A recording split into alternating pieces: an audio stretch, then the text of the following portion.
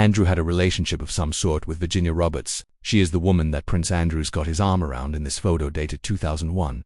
At this point, she's 17. She subsequently alleged that Prince Andrew had with her 3 times. Tonight, we are unpacking a new twist yet in the ongoing downfall of Andrew Mountbatten-Windsor, a man stripped of every title, evicted from his Windsor mansion, humiliated globally for his long partnership with a convicted criminal and disgraced financier, now insisting to friends that this loss is apparently the greatest moment of his life. Before we get into the latest saga, be sure to subscribe and turn on notifications so you don't miss an update. According to insiders, the former prince believes he is freer than he has been in decades. And while his ex-wife Sarah Ferguson packs her bags at Royal Lodge and prepares to find her own accommodation, Andrew is cracking jokes about dating apps, planning pub nights, and talking about throwing parties again, all while the latest Epstein email leaks are still being investigated. It's been revealed that Prince Andrew hosted the late ex-offender Jeffrey Epstein as well as Ghislaine Maxwell and Harvey Weinstein at the Royal Lodge, the publicly home-owned home where he effectively lives rent-free after he paid for its renovation. Emails where Epstein himself states that Andrew did know Virginia and had been photographed with her.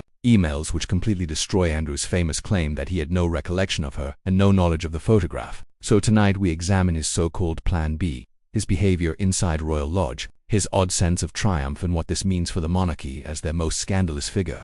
Tries to reinvent himself as a carefree commoner. Most people expected Andrew'd sink into further humiliation after King Charles formally stripped him of the title prince, the style HR, and every remaining royal honor. Legal documents were signed, letters patent were issued. Even in the last 48 hours, the British press has confirmed that his insignia plaques have been removed from various buildings. His name has been taken off royal literature. He has effectively been erased from every ceremonial role. Yet, according to friends who spoke with Radar Online, Andrew is not devastated. He is delighted. One source said his mood has done a complete 180, that he is now walking around saying it is a weight off his shoulders. Not having to pretend to be a royal. He has reportedly joked about signing up for dating apps. He has talked about hitting the pub like a regular man. He has floated the idea of hosting parties again. And he apparently introduces himself as Mr. Windsor with a proud little flourish. A longtime associate said Andrew claims he is more down to earth, that he is enjoying being a commoner because, in his words, he can live like everyone else, but with a nicer bottle on the table. It is the sort of line only Andrew would find charming. This is a shocking twist, knowing what we know about Andrew and his latest humiliation at Windsor. But it's not all it appears to be. This behavior is strange, unexpected, and comes at a staggering time because, in the last few days, more damaging documents have surfaced. Epstein states she had been photographed with Andrew. This directly contradicts Andrew's famous denials and the line he pushed in his BBC interview that he had absolutely no recollection of her. The emails that were released also disprove Andrew's insistence that he cut off contact with Epstein in 2010. He writes about continued communication with Andrew well after that date. American lawmakers have given him a deadline to respond to a request for a transcribed interview. At a time when any rational person would be panicking, Andrew is apparently discussing dating apps. It is a surreal contrast. And just as this story takes on a stranger tone, Andrew has now broken cover for the first time since the title-stripping humiliation. After weeks hiding inside Royal Lodge, the disgraced former prince was spotted yesterday morning on horseback near Windsor Castle. He rode out with a companion, appearing calm and almost casual. This marks his first appearance in public since the scandal erupted again with the latest Epstein emails. He has spent days inside the mansion waiting for his move to the Sandringham estate. While he plays at being carefree, Royal Lodge is entering chaos behind closed doors.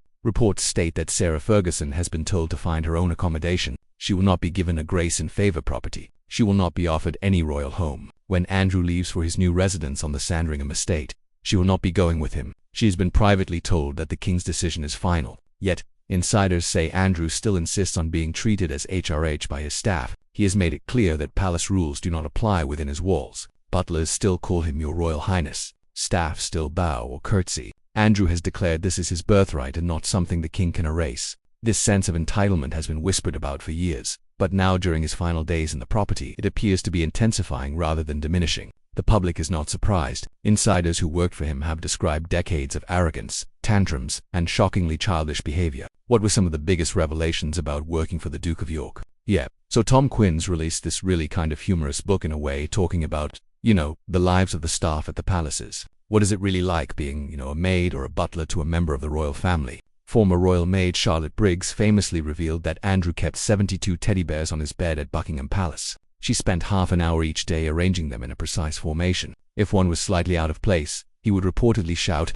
Other staff claimed he would bully and humiliate employees, making bizarre and often petty demands. He was known to scream if instructions were not carried out exactly as he wanted. Stories about his behavior traveled through the palace corridors for years now that his titles have been stripped. These old rumors have resurfaced with renewed force. The public is re-examining every allegation, every story, every complaint.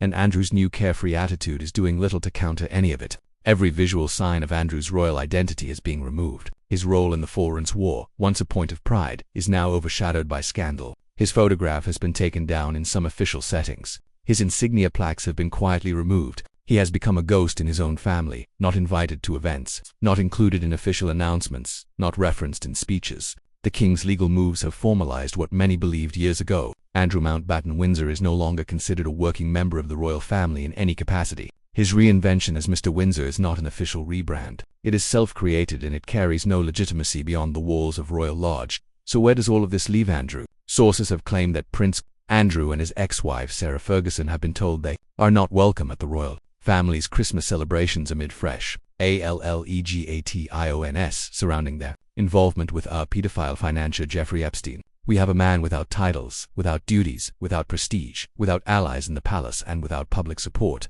Yet he is speaking as if he has been released from chains. He is making jokes about dating apps. He is talking about pub nights. He is planning parties and foreign trips, horseback riding only days before the United States Congress is expecting his formal response to their request for a transcribed interview about his long-standing relationship with Epstein. It is almost theatrical, a kind of denial dressed up as optimism. Sarah Ferguson is packing. The staff-bowing ritual continues for now. The emails hang over him like storm clouds. Andrew Mountbatten-Windsor continues to live in a bubble where he is simultaneously a commoner and still a prince in his own head. The monarchy has made its position clear. The public has made its judgment. Only Andrew remains convinced that this is the beginning of a bright new era. Tell me in the comments, do you believe Andrew is genuinely relieved, or is this a delusion created to save face? And do you think he will attempt a real comeback or simply retreat into private fantasy? Make sure to subscribe so you never miss the next chapter in this extraordinary saga.